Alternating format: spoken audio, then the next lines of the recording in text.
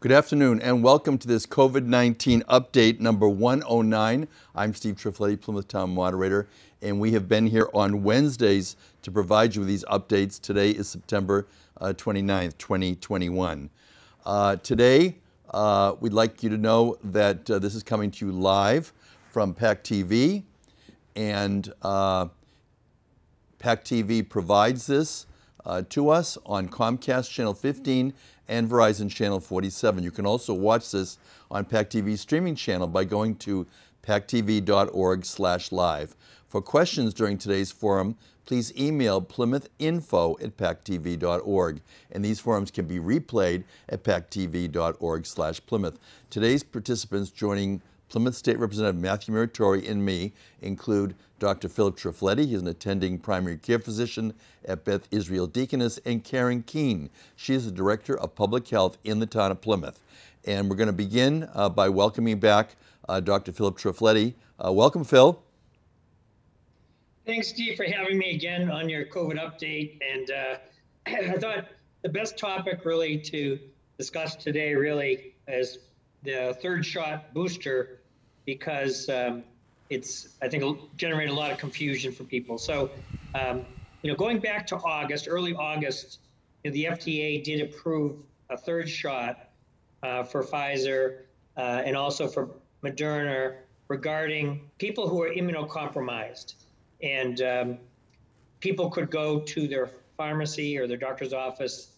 They could sign an attestation that they were in need of the shot due to their immunocompromised state, and get the shot. So ironically, before that approval came for the use for the immunocompromised people, already 1 million people probably had gotten a third shot. A lot of people, are very eager and anxious to make sure they keep their coverage strong. But the science behind this goes back really to Israel. Pfizer and Israel have worked very closely together during the pandemic in terms of acquiring research data. And so Israel was seeing a drop in immunity. The antibody levels were dropping, and then they were starting to also see an increase in infections in people who were fully vaccinated. And that really is due to the Delta variant is what happened. So that was starting around when they compared, say, last January to, say, this summer. They could see that whereas you used to get about 90% protection from the shot, the full vaccination, 2 shots, and now maybe you're only getting 50% protection against infection. And then they were starting to see also a little bit of a increase in uptick in hospitalizations as well.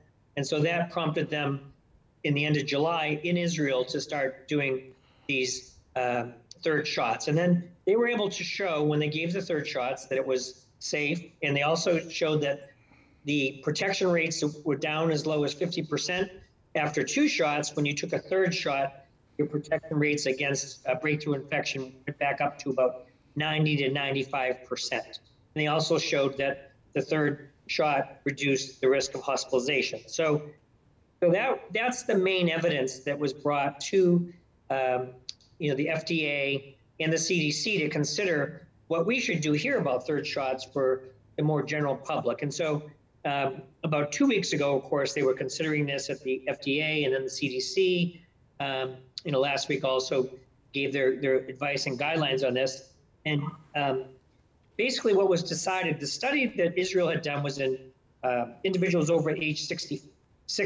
So when the FDA reviewed this, they said, well, we're going to recommend, give the shot to people over age 65. That's a higher risk group, but we'd like to see more data on younger people so that we know that it's safe and effective in younger people, the third shot.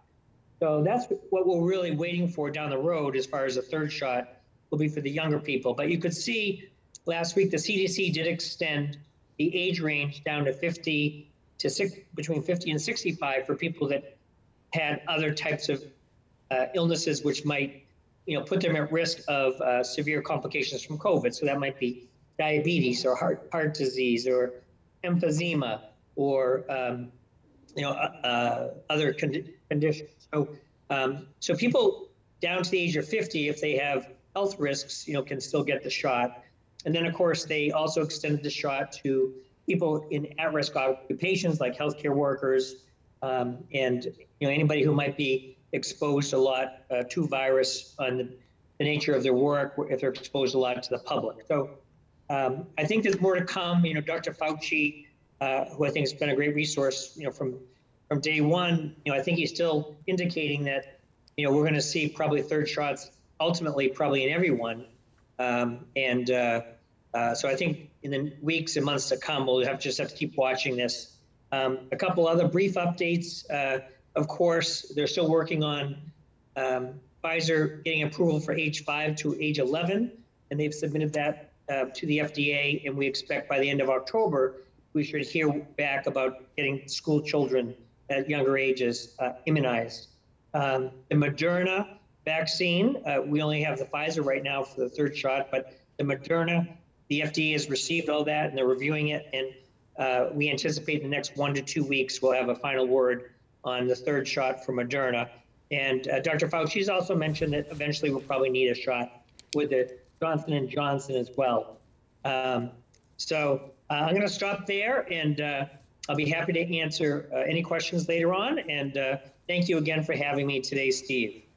Thank you. And that's Dr. Philip Triffletti. He's an attending primary care physician at Beth Israel Deaconess. You can send him your questions to PlymouthInfo@pactv.org. And we now welcome back Karen Keane. Karen is the Director of Public Health for the Town of Plymouth. Welcome, Karen. Thank you, Steve. Good afternoon, everybody. I'm going to be sharing with you some information currently about our numbers for COVID here in the Town of Plymouth. So I'm going to share my screen. Can you guys see that? Not yet.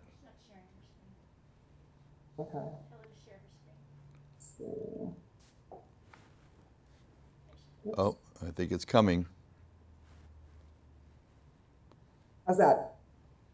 Yes, we have it. Thank you. Okay, perfect. Okay, so the first slide here shows what our average daily cases over a 14-day period are for the Town of Plymouth. And you can see back in January, we had a pretty big spike, but then we certainly did taper off, and then we really leveled off around June. And then the Delta variant paid us a visit, and we saw a little bit of an increase. But the good news is we have now beginning to see a decline. So we're very happy for that in the Town of Plymouth with the number of cases are declining. The second slide. This is also, this is the data as of September 1st. It shows the number of total cases for the United States, number of deaths total for the United States, also the number of cases for Massachusetts, the number of deaths in Massachusetts, and then here for Plymouth, a number of total cases and the number of deaths that we've had, and this is to date as of September 21st. Sorry.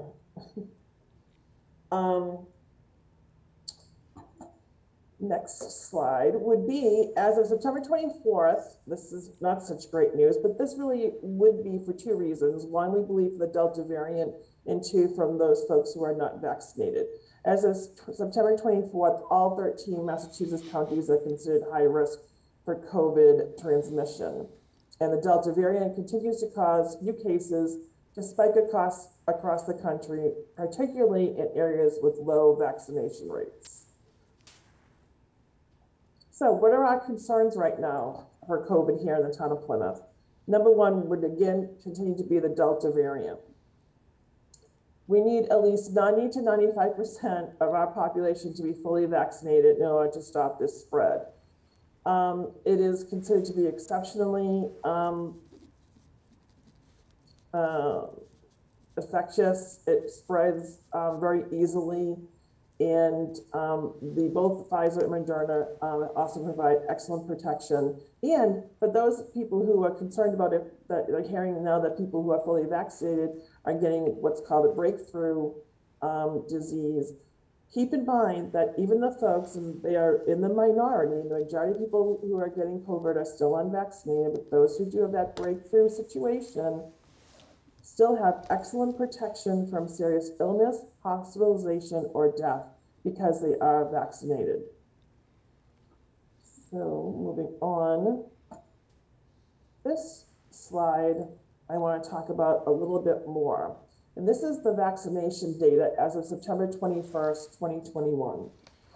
71% of our residents here in Plymouth who are eligible for vaccines are now fully vaccinated, and 78% have received at least one shot. The 75 plus age group is now 86% fully vaccinated, while those in the 65 to 74 age group are now 87% fully vaccinated. Those in the 50 to 64 age group are 77% fully vaccinated. While Plymouth is doing well in comparison to some other states, it should also be noted that those with 1+ vaccinations, our 12 to 15 age group, our 30 to 49 age group are still below the Massachusetts state numbers by almost 15%. The comparable numbers for the 20 to 29 age group is 9% below the state average. In order to reach the 70 to 80% population fully vaccinated goal, we must have 38,600 to 44,144 of our vaccine eligible population to be fully vaccinated. As of today, which was September 25th, that fully vaccinated group number is 39,043. So even though Plymouth is doing well because we are above 70%, we still need to do a little bit more in order to reach that 80% fully vaccinated goal. So this is where I encourage those folks who have not been vaccinated yet in Plymouth, who are eligible to receive the vaccine, that would be anyone 12 years and older, to please go and do so. Again, the vast majority of cases we're seeing currently in Plymouth, people who are being infected by COVID, are those folks who are not vaccinated. So again, we encourage people to, as the state puts out in all their publicity, trust the facts and get the vax. So that concludes what I will be sharing with you folks today. Thank you, and that's Karen Keane. She's the Director of Public Health for the Town of Plymouth. At this time, we welcome back each week Plymouth State Representative Mathew Muratore. Welcome, Matt. Hey, Steve, how you doing? So let's talk about vaccinations first. We've received over 10 million vaccinations here in the Commonwealth to date. We're at 10.6 million vaccinations received. We've administered over 9.4 million vaccinations to date, with 4.8 million of those being first shots. And we have exceeded 4.6 million people in the Commonwealth being vaccinated. Actually, close to 4.62 million have been vaccinated, and that's still climbing. So those are the good numbers, the good news. Cumulative testing is over 28 million now. We're actually testing at a rate of about 700,000 to 800,000 per week now. So that number is good. Interesting enough, Steve, when you start looking at the ages, I know when we were all doing this show, and Karen and Phil has been doing this a long time with me as well. When we started talking back in last winter or late winter, early spring in 2020, we were talking about the hospitalizations and the COVID cases, really the COVID cases hitting the elderly people. Well, now it's really reversed now. And when you start looking at the numbers, the confirmed COVID cases by age group right now, the leader now is the folks between the ages of 20 and 29 years old. In the last 2 weeks, there's been close to 5,000 cases. And the second is 30 to 39-year-olds with 3,616 cases. That's in the last 2 weeks that have received COVID. The lowest numbers are the 80 plus. 80 plus year olds are 521, and the 70 to 79 are 1665. 963, and the 60 to 69s are 1665. So as you see that those numbers are reversed, and that's because the majority of the people over the age of 60, and I think it's somewhere close to 80% in the Commonwealth, have been vaccinated. So you can see that the vaccination is working, and it works well. But then you start looking at the children, Steve, and you start looking at 15 to 19-year-olds. Now those, in the last 2 weeks, there's been almost 2,000 cases, 1,932 cases. The 10 to 14-year-olds, 1,632 cases. 5 to 9-year-olds, 1,753 cases. And the 0 to 4-year-olds, there's 1,224 cases. This is all in the last 2 weeks of COVID cases. Very, very small percentage of being hospitalized, but they are getting COVID. Which is not what we saw, a year and a half ago. And the simple reasoning is it's all the science. When the vaccine just doesn't go away because you got a vaccination, it has to go somewhere. And it's going to people who aren't vaccinated, as Karen said. And, unfortunately, the children are not vaccinated under the age of 12. There's not a vaccine yet. But hopefully that comes soon and we can start getting the kids vaccinated as well. But I just thought those are some interesting numbers. Karen indicated the numbers are going down throughout the Commonwealth as well. The 7-day average is now below 2%. It's at 1.97% for the positivity rate. And again, that was close to 30% when we were talking last spring of 2020. Hospitalizations are down a bit as well. 643 are in the hospital throughout the Commonwealth. At the height of it, there was 4,000 people, close to 4,000 in the hospital. Of those, 643, 197 were vaccinated, while 169 of those are in intensive care and 96 on ventilators. So I think the story of this is that, and I know we're wrapping up. Today will be our last show for a little bit, but which is a good news, I think, Steve. I think it's because we're seeing the numbers going down for COVID cases, but more importantly, we're seeing the numbers of vaccinations going up. And, as Karen says, and as the commercials say, get the facts, in order to get the vax. But, consult a primary care physician if you're still on the fence about the vaccination. But it does work, and if it's not, it's not going away. Like I said, poof, it's not going away. It's going to go somewhere. So the chances are, if you're unvaccinated, you getting COVID-19 are getting higher and higher because it needs to go somewhere. So. That's the update for today, Steve. Thank you, and that's Plymouth State Representative Mathew Muratore, and as Matt stated, this will be our last show for this particular group of presentations these past 9 weeks. We hope the numbers will continue to go down. We want to thank David Maybrook, Nate Greenstein, Kim Myatt, and Mark McKinley, who were the crew today, along with Julie Thompson, Executive Director, for their great support throughout this. But we'll have plenty of programming. Next week, there are 3 additional programs beginning Monday night at 6 o'clock, a town meeting presentation night, Thursday at 6 o'clock, town meeting preview, and then on Saturday, October 16, a week from Saturday, town meeting at 8 a.m. But this time we're going to go to our questions, and we're going to go back to Dr. Philip Triffletti. And Dr. Phil, we have 2 questions. First, should people wait for the booster from the same brand they originally received? And second, do you foresee any annual COVID vaccination, and would it be part of a flu vaccination or separate? Thanks, Steve, for the question. So yes, the advice right now is that you would stick with the same brand. So right now we have recommendations and guidelines for people who got their first 2 shots with Pfizer. So people could go and get those shots right now if they had the original shots with Pfizer. For people that are waiting for the information from Moderna, we should have that within a few weeks. But yeah, you should stick with the same shot that you had before.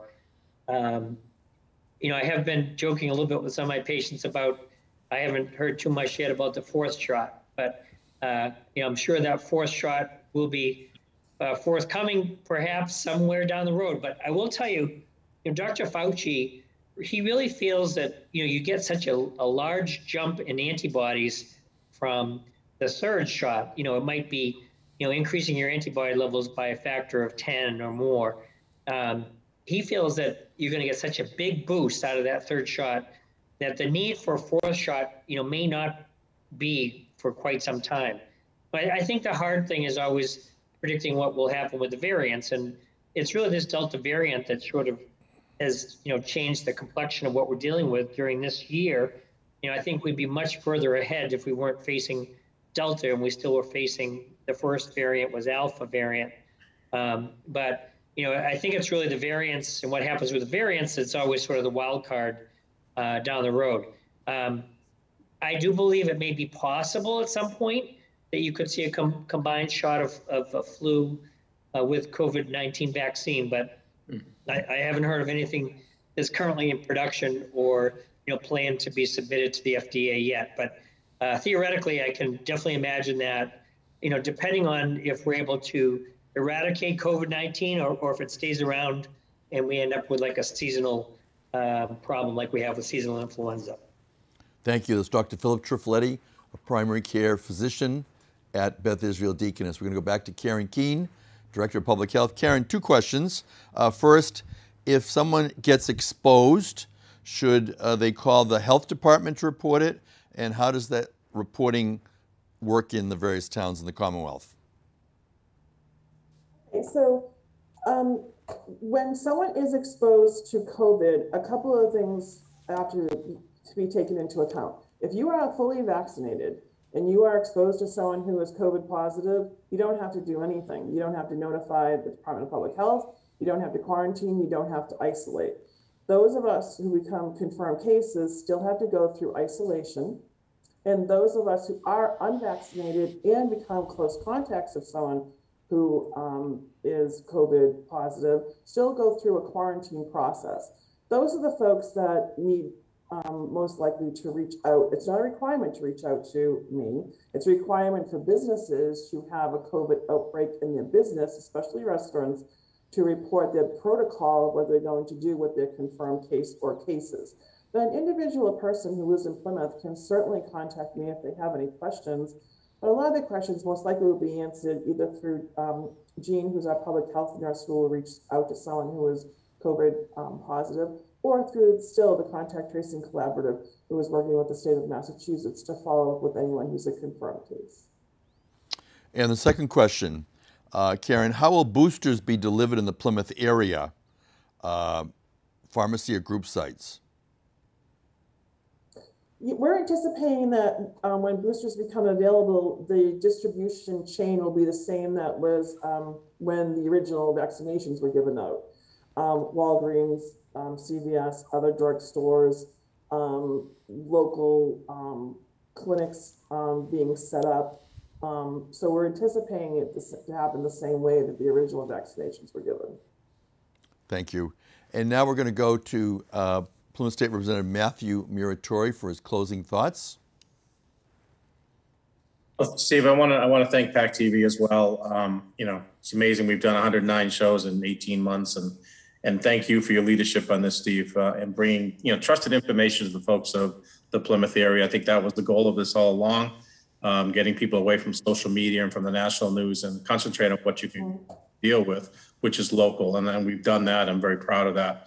And just want to remind people as a final thought that, again, work with the science, and if you're not vaccinated and you're still on the fence of it, talk to a primary care physician about that, and follow the guidelines. We are doing well in Massachusetts. We are one of the top 3 in giving vaccinations, which is why our hospitalizations are down, our rates are down, et cetera. And we're getting back life as normal, but we'll never really be totally normal until we can get more and more people vaccinated. So the more we can do that, the better off we're going to be. So thanks again, Steve and TV, for having me on and allowing this to be broadcasted out to the folks of Plymouth. Yes, and certainly thank you also to Dr. Barry Potvin, who's been a regular weekly guest. He was unable to be here this week. Again, to this week's guest, Dr. Philip Triffletti, who's also a lecturer at Harvard Medical School, and to Karen Keane, who's the Director of Public Health for the Town of Plymouth, and Plymouth State Representative Mathew Muratore. I'm Steve Triffletti, Plymouth Town Moderator, and please join me next week for, again, on Monday, the town meeting presentation night at 6 o'clock, the town meeting preview on Thursday at 6, and Plymouth's fall annual town meeting coming to you live from PAC TV a week from Saturday at 8 a.m. on October 16th. Thank you and good day.